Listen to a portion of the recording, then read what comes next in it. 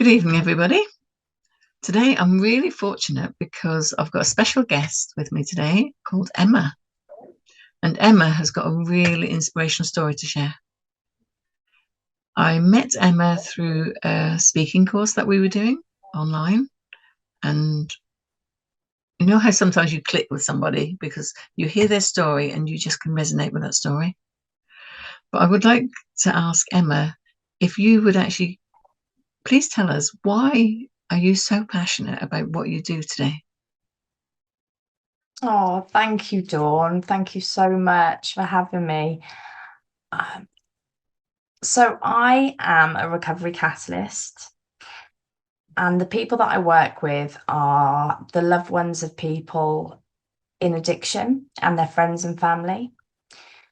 I'm really passionate about this because myself, I went through addiction. I'm also the child of an alcoholic. That was my mother, and I saw the pain that she went through. Yeah. And in my life, for whatever reason, I repeated those behaviors myself. So the pain that she put onto us, I repeated on my loved ones. So I can see both sides of the coin with the addict and the loved one and the person that's trying to help. And the loved ones of people in addiction are often carrying misplaced guilt and shame, that powerlessness that they can't do anything to help, which the honest truth is, you can't do anything to help when somebody's in addiction. You have to wait for them to do it themselves. Yeah. And that can be very frustrating and painful to live through. Yeah, I can And I think imagine.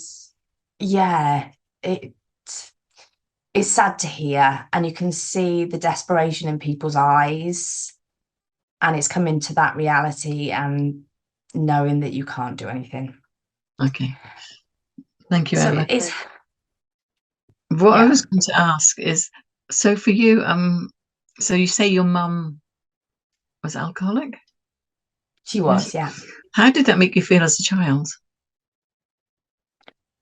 I never noticed as a child. It was the norm really for me, because my Okay. mum worked in pubs. We lived in pubs up until the age of, I was about 16.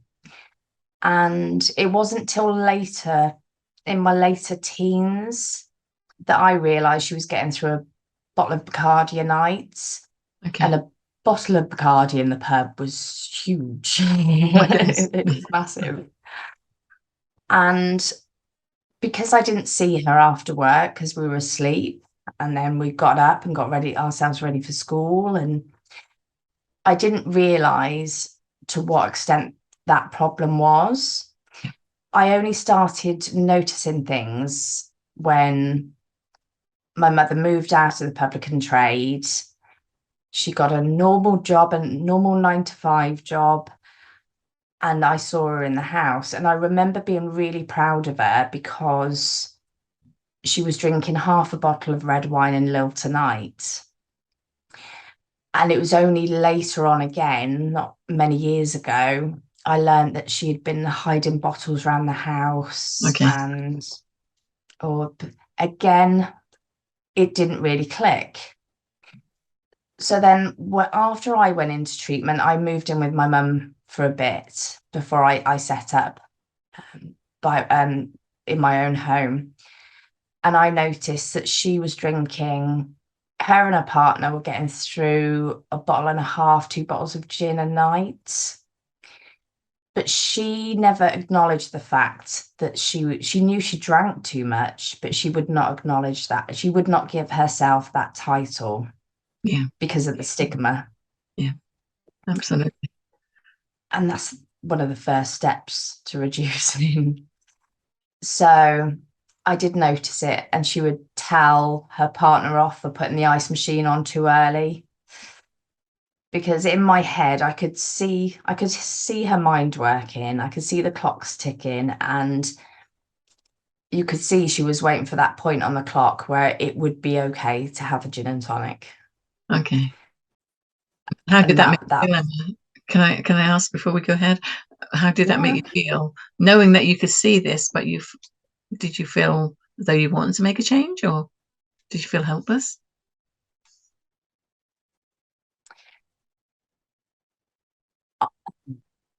It will probably sound wrong, but I found it quite amusing.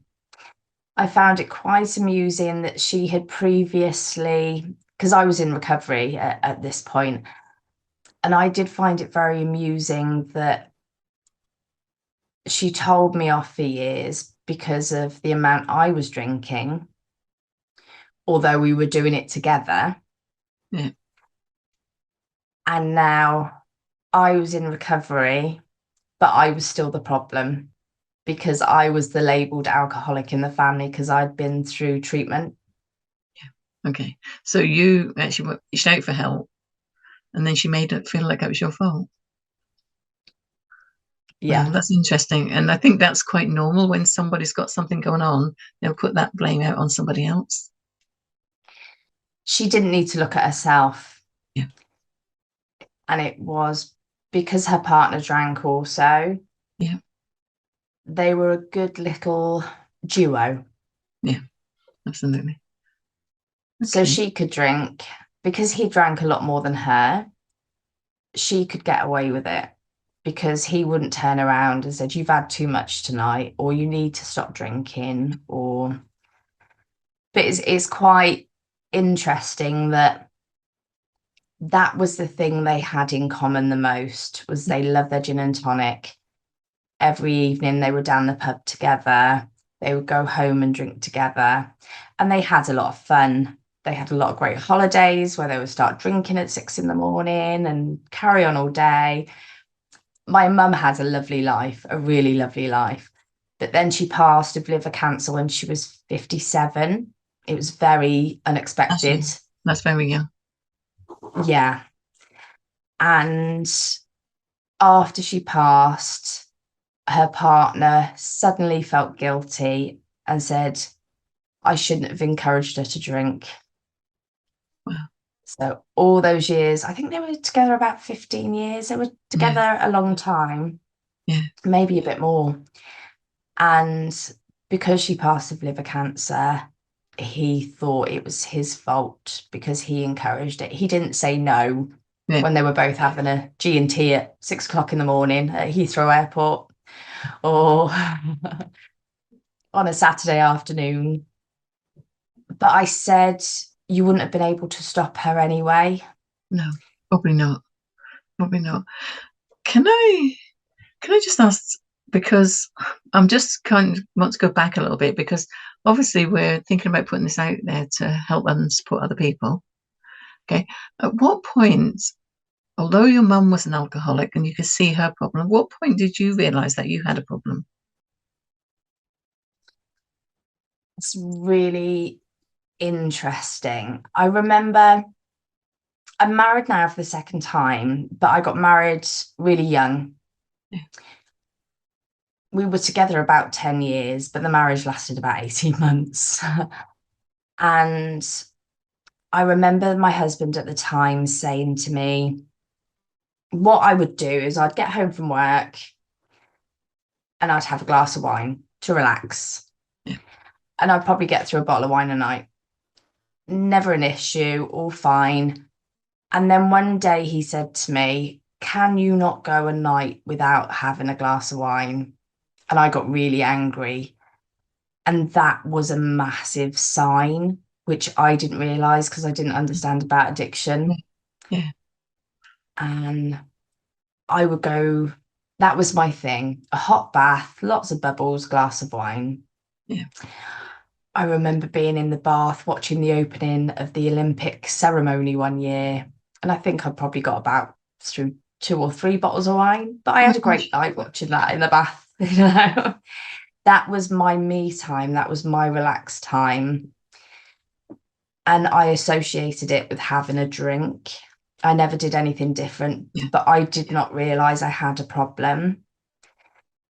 When I realized I had a problem, it was because it had gone to the excess. So I couldn't get up and not have it. I was actually at university. I got divorced, went back to university because I was bored and I wasn't working and my time wasn't being fulfilled. I would have a drink Yeah. because I was a student. I've got nothing to do. Let's have a drink. And then I went to a lecture one day and I shake anyway. I'm a natural shaker. And I really was shaking a lot. And the degree was in forensic science. So it wasn't a good look. I couldn't hide that. So I realized it wasn't a good thing. I then got with an abusive partner and it just got worse and worse and worse to the point that I was blacking out. But I blamed him because he was abusive. He was putting me through stress. It was his fault. Then I realized when I was living on my own and I escaped that I couldn't stop. Yeah. And that was really, really frightening. Yeah. Because I had all the excuses before. It was to relax. It's because I've got nothing to do. It's because I've got an abusive partner. Then I'm on my own. I got a great job, everything to look forward to, but I couldn't stop. And that was really frightening. Yeah, I can imagine it was. Okay. So when you actually realized, when you hit that crisis point, what went through your mind that said, I need to do something about this? That first time, I did treatment quite a few times, quite a lot of times. I can't remember how it got to that point the first time because it was literally my life. That's all I did. I moved back in with my mum. I had something like £500 left to pay on my little convertible car that I loved. I just didn't care. They came and repossessed it. I said, it's the keys, go away. I don't know, but I managed to get help. But all I did was go through a detox. I didn't learn about me. I didn't have any counselling. It was just about getting some exercise, a bit of meditation, bit of medication and vitamin B, and you'll be all right. Okay. And recovery is so much more than that. So much more than that. There's so much to it. Yeah, absolutely. And do you think, if, say you were talking to someone now or had someone I want to recommend to you, do you think what you've been through has given you the passion to want to help people and has given you more compassion as well? I do. As I said, I understand it from both sides. And that's not to say if I was working with a loved one, I'd be on the addict side or the other way around. I think it's an understanding of both sides for each party because naturally as humans, we can be blindsided and why doesn't this person understand? Why aren't they getting my point of view? Yeah. And why aren't they understanding my pain? And the truth is, when somebody's in addiction, they won't notice your pain because, yes, they're looking for their next drink or their next fix, but there's a reason they're doing that. It's not, people don't start drinking or using some substances just because it was a laugh or it was a party drug and they like the feeling. They do it to mask something else they're feeling. And that doesn't mean it was because you were a bad parent or daughter, or there's something going in deep inside of them that you probably won't understand. Yeah, absolutely. Yeah, yeah, I Or agree. Yeah, yeah, you absolutely. just don't know. And because I'm just thinking about some people that I'm working with at the moment and people I've worked with in the past, because everyone's story is so individual. But I think coming from your point of view, you can see both sides. Yeah. And I think for anyone who's trying to support somebody who's got an addiction right now, I think we need someone like yourself who can step in and say, let's look at the bigger picture here. because often the person or the people who are trying to support the person with the addiction get left out. People don't take into account that they are struggling as well. You've absolutely hit the nail on the head, because the loved ones, friends and family put all their energy into the addict, to either making sure that they're safe or trying to get them help, or they're just exhausted from all the grief that they're getting all the time because of their behaviors. And when you look out there, there is a lot of help for people in addiction. You might have to go looking for it, but there's a lot of things that can be done. If you look at support for loved ones, there's minimal. You have al-anon. I know many people that don't like the al-anon group because it's like an Alcoholics Anonymous group, and you all sit round and you have to talk and you're in front of other people.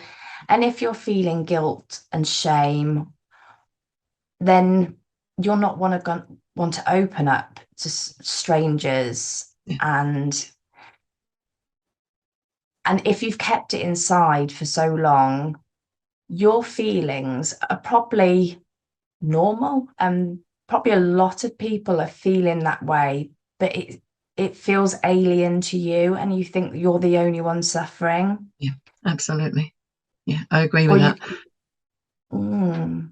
or feeling in that depression but not knowing why, Yeah. because you're not thinking about yourself, you're thinking about them all the time. You're thinking what they're going to do when they wake up, when they go to sleep, when they come home. Your mind's always racing of what's going to be the next event, what's going to be the next problem. Yeah. And you don't realize that you need to look after yourself, or that you need that time and support. And it's not saying that you need therapy or you're unwell. Everybody needs that support when their mind is being exhausted by somebody in addiction, no matter how close or far you are. Yeah, yeah, absolutely. And, if we're looking at the bigger picture for the moment, obviously, because I know you've got so much that you want to share, I think we'll need to come back and maybe process some individual cases. Obviously, we don't use names, but just maybe look at some individual cases where you've been able to help and support people. Because I that think would that's a actually brilliant give idea. people an insight into, there's so many aspects of this, isn't there? It's not one thing or the other. There's 101 or probably 1,001 different aspects of it. And, maybe just by looking at a few people that you've worked with over time, that could open up the door for others to say, I think I need help and support right now. Definitely. And don't forget, it's not just about alcohol or substances. Yeah. In me, I believe everybody is addicted to something. Yeah. I know I'm definitely addicted to coffee now. I have to have my coffee. And the headache I get if I don't drink my coffee is proof that it's an addiction. But I'm happy with the coffee addiction, I must say. But it can be shopping, sex, exercise. I knew a lady that went into recovery. She was in her 60s, a wonderful Irish lady. She was so funny. She was great. But she was so proud that she was in recovery. But then she started going to the gym every single day for about 4 hours a day. And I remember the day she got into treatment on the 17th of March. I remember it so well because she was hilarious. And a year later, she looked worse. After being sober for a year, she had aged, she looked ill, and that was simply from going to the gym every day and replacing the alcohol with her Yeah. exercise. Yeah. Yeah. Yeah. And that is absolutely, you've just hit the nail on the head. Often people will swap from one addiction to another. And I remember when I came through, because I used to call it an alcohol dependency. I never labeled myself as the next bit. I I don't think I even realized I had a problem. I just liked brandy and I loved with lemonade, and it just tasted nice. I wouldn't have told you that I had a problem. It wasn't until because I was on some heavy medication at the time, that I went out with my now ex, And he said, "Oh, just one more drink, just have one more drink," because we both used to drink quite a lot. And I couldn't remember anything. I just remember walking out the door feeling really lightheaded and waking up about 3 days later. Wow. Thankfully, thankfully in my own bed. I didn't have no clothes on, so God knows what happened in between.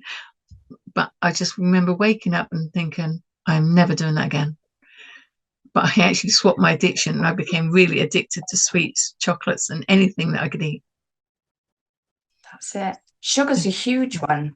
Yeah, Sugar's a massive one. yeah, And again, people don't realize unless they're told maybe that they've got diabetes. yeah, And then when they try to stop, that is what addiction is. When you try and stop and you can't, and you have those headaches from not having caffeine yeah, or the awful.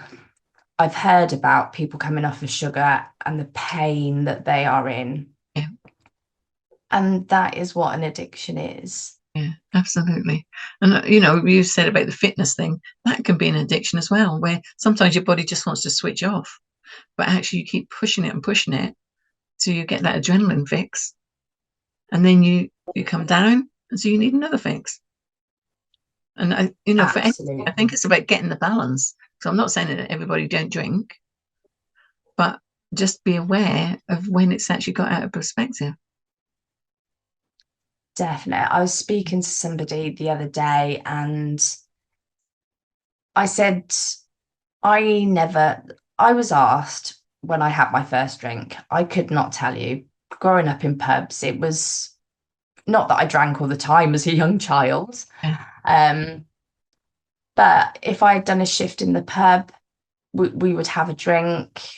We were underage. My brother, at the age of 3, having a glass of champagne at Christmas and falling off the chair, we all thought was hilarious. But I could not tell you when the first one was. And it's really difficult to pinpoint when it became a problem. And I said to her the other day, do you know when it became a problem? And she said, it's just gradual and it sneaks up on you. And yeah, before you know it, it's got that hold. yeah, And I've always said, for an addict, their addiction is like their best friend, their lover, their comfort blanket. yeah, It's with them all the time. It doesn't desert them. It protects them. It makes them feel good. yeah, And often people, the friends and family, don't understand that. It's ruining your life. Well, yeah, but the addict gets comfort in that because they don't have to face their yeah, feelings, yeah, absolutely. their fears. Yeah, So when you strip that alcohol or substance away, they're laid bare to the world. yeah, They have to feel for the first time in 20, 30, 40 years. They have to learn how to deal with emotions and feelings because they haven't had to. yeah, yeah, yeah, Many people as well with alcohol and substances, if people start an addiction quite young, at the age of say 12, 13, they might get into recovery in their 40s. But due to those substances and chemicals, their brain hasn't fully developed as yeah, it should. And the mental age is still that of the time when they started abusing these substances. yeah, And the family can, when somebody's in recovery, they're a completely different person. They won't be the person you've known for the last 10, 20, 30, whatever years. And they might have the mental age of a 12-year-old that you've laughed at and been annoyed at because you thought it was due to drugs, mm, alcohol, and it's not. And not only has the addict got to learn how to live with that, the families have got to learn how to live with that. yeah, And this is a brand new son, daughter, mother, father who you've got to get to know. And that can be very difficult because it won't be the person you've known for a long, long time. no, And that's exactly why people need that support and don't realize they don't know They think once you get into recovery, once they're sober, everything will be all right. And it's just the start of a new chapter and maybe another roller coaster. Yeah, another roller coaster. Yes, it is. And it impacts on everybody in the family, whether it's a child or a mother or your partner, because those people have been witness to what's happening. And I suppose it's the unknown as well. They're stepping into the unknown because they don't know what the outcome's going to be. Definitely. You don't know who's going to walk through those doors. Yeah. You never knew how they were going to walk through those doors when they were using. Yeah. You'd have that anxiety. Are they going to be in a good mood, a bad mood? Are they going to be stumbling everywhere? Are they got their head cracked open? So you've got that anxiety all the time, waiting to find out what's going to happen next, which is detrimental on your own well-being and mental health, living in that heightened stress all the time. And then when they're in recovery, you might not be able to speak to them like they used to. They might be a real introvert. They might not want to talk about things. Yeah. They might not have the same interests and hobbies and TV programs. I mean, when I got into recovery, my worst fear was going on holiday. I could not imagine going on holiday and not having a drink. Mm. And the first time I did it, I had the best time ever. But that anxiety of going to an all-inclusive hotel and trying to have fun sober, that was my fear in treatment. And then I realized I could do it. Absolutely. But Well it can done. be the silliest things. Okay, so what I'd like to ask, because obviously we did say we'll keep this to a short period, so because obviously people might not have enough time to watch for longer.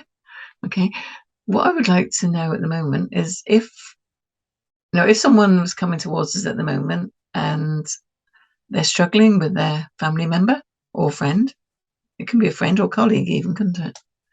Who's Exactly. actually going through a state of either not owning up to what's going on, or they're actually trying to just manage what's going on. What would you recommend they do? Where would they start? I think the first thing to do is to reach out to talk to somebody. Because again, if you can see somebody going through it but it's not common knowledge, but you recognize the signs or you know something isn't quite right, for you carrying that is a big burden. Yes.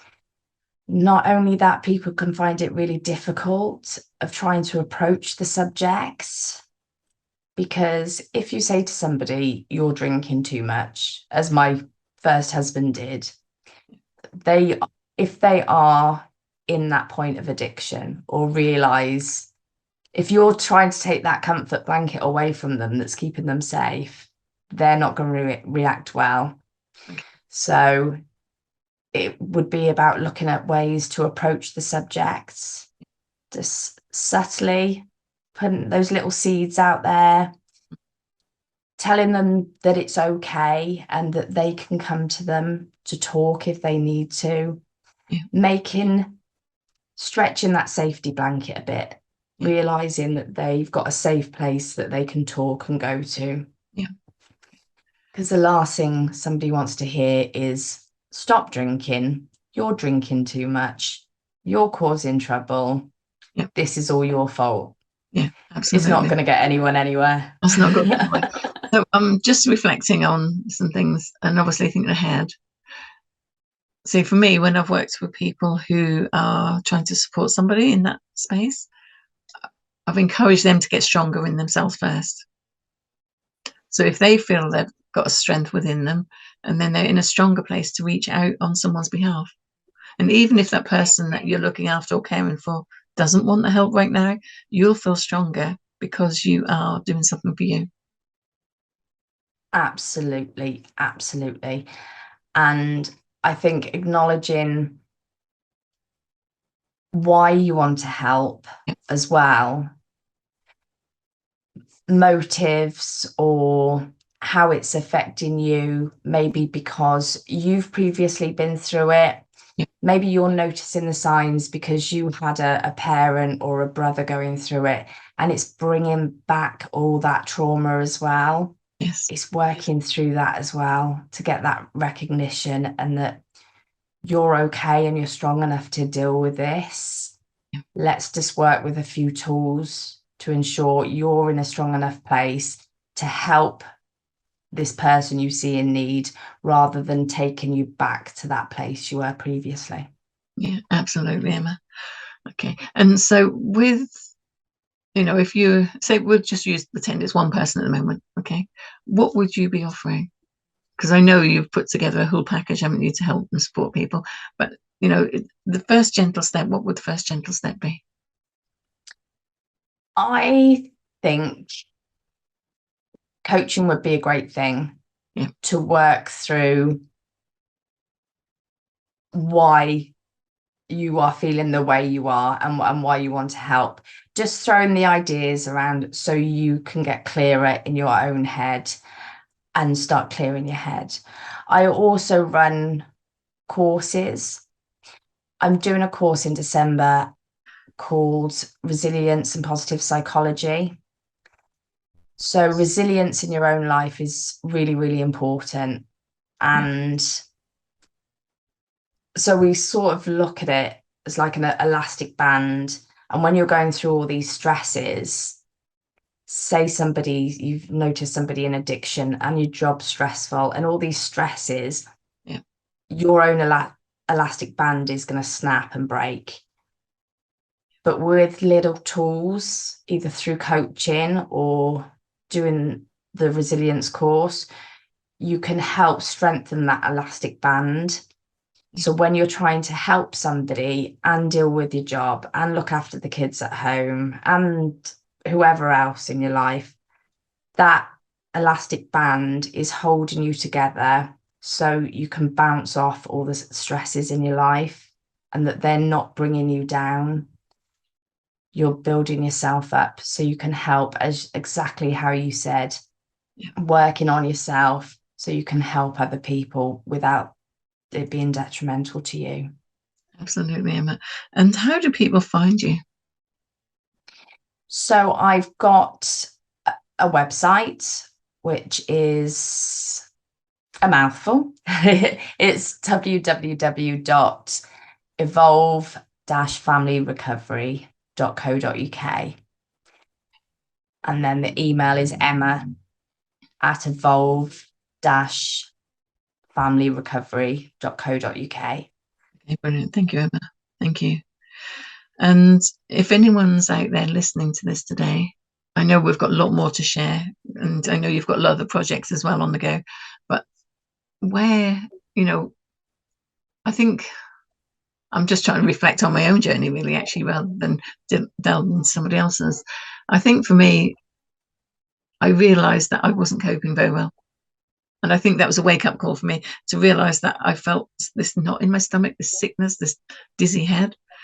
And I realized that I was struggling probably as much as what the person who had the addiction was. And I think that's when I realized that something had to be done. And I would say for anyone listening today, please reach out to Emma because she's got a wealth of knowledge. She's seeing things from both sides. There's no judgment. We're actually sitting here to say, if you're feeling like you're on your own at the moment and you're struggling in whatever aspect, Emma cares and she wants to help you. Please reach out. Can I just say it's lovely that you just acknowledged what you were feeling and how that felt to you, which made you realize that you needed to reach out. Yeah. Because people might be having those knots in their stomach and not realizing why. Yeah. And I think that's excellent. Thank you so much for sharing. Thank you, Emma. Thank you. I think, it sounds, I was then got to wind it up. I think sometimes we don't listen to what our own body's saying because we're so focused on wishing that we can make a change for somebody else. And I think that's where we were talking earlier about codependency. I think that would be a good subject another day to talk about. But we're so busy focusing on wishing we could help or support somebody else, we're not realizing the implication or the gut reaction we're having. I trust my gut more than probably anything else in this world nowadays. Yeah. I can feel again, and I notice things. I notice it where it is on my body, how it feels, and I look and I try and think, why is this being caused? What's causing this uncomfort for me? Yeah. Absolutely. And just finally, is there a message that you'd like to leave with people at the moment? Just make that first step. Reach out, send an email, have a chat. Just reach out. Just if it's for me to reply and say, thank you so much for reaching out, I think you've done really well. It's acknowledge that point for you, because that first acknowledgement will help unburden a lot. So please don't sit there and suffer in silence. Yeah, absolutely, Emma. And thank you so much. And I would say to anyone who's listened to us today, when you've reached out and picked up that phone, it might be the hardest thing you ever feel like you've got to do. But the sense of relief that will follow after that will change your life. Please don't be afraid to reach out. The answers that you're looking for at the other end of the phone. And if Emma can't help you, I know she can actually recommend other people as well, because you're part of a bigger picture, aren't you? Very much. Some great people, and everybody's got their own special way of working, and it doesn't matter what field you're in or what tools you use. There's a certain tool and person for everyone. So it could be crystals or coaching or counseling, or there's so much out there. And just having that free chat to discover what your tool might be for you, then you can be put in touch with those people to make a difference to you. There's no point going into counseling or coaching, or if it's going to be the wrong thing for you. And as a therapist or coach, a coach would not do that, and a therapist would not do that if they thought somebody else was better suited to help you, because it's about you at the end of the day, and not the therapist. Yeah, absolutely. And that's why we're coming together with the other coaches, because we've all got different stories and we've got different abilities to I was going to say to offer. I was going to say give, but I don't know if that's quite the right word. We've all come from different backgrounds. We've become passionate about wanting to make change, and we know that we've got ways that we can help people. And definitely. I want to say, if you're sitting at home listening tonight and you're not sure, just write down how you're feeling. Take a moment just to jot down, how do you feel right now? Take Emma's number or her contact details, write them down, and know that you will find that inner strength. There is no shame in reaching out and saying, I can't cope. Believe me, once you've reached out, you will never look back. Thank you so much for sharing, Emma, and I'm going to look forward to hearing more. And I think next time maybe we could ask some friends to come along, and they could offer us some suggestions or ask questions for us. I think that would be fantastic. That's a brilliant idea. Okay, thank you, Emma, because I'm sure, once people start seeing this, they're going to go, oh, I know somebody and I know somebody, and they're going to need somebody to turn to. That's it. We're a wealth of knowledge, our group, aren't we? There's like a little treasure trove, actually, and I'm just so blessed that we've all met each other, because I think by coming together, we've all realised our strengths, and that, that's priceless to be able to offer that. Very much so. Very much. Okay. So, Emma, would you like to just give your contact details again? Because we kind of carried on a bit there, didn't we? Yeah. So the website is www.evolve-familyrecovery.co.uk, and the email is emma@evolve-recovery familyrecovery.co.uk. very much, Emma. And I should look forward to next time. And I'll, I think we'll put this up on YouTube for the moment. And if anyone wants to get in touch, we should look forward to helping you in the future. Thank you, Emma. Thank you. And can't wait for the next one, Dawn. Thank you so much. That's all right. You're welcome, Riddle. Thank you. Bye-bye.